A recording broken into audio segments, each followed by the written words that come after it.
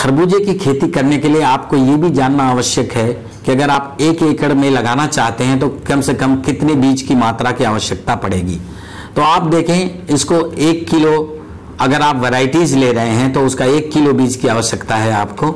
और अगर हाइब्रिड की किस्में आप बाजार से भी ले रहे हैं, प्राइवेट कंपनियों के बहुत सारी किस्में आपको बाजार में मिलती हैं, तो अगर आप उसको देखें, आप उसको प्राप्त कर सकते हैं, तो उसका कम से कम 400 से 500 ग्राम बीज 1 एकड़ के लिए पर्याप्त होता है।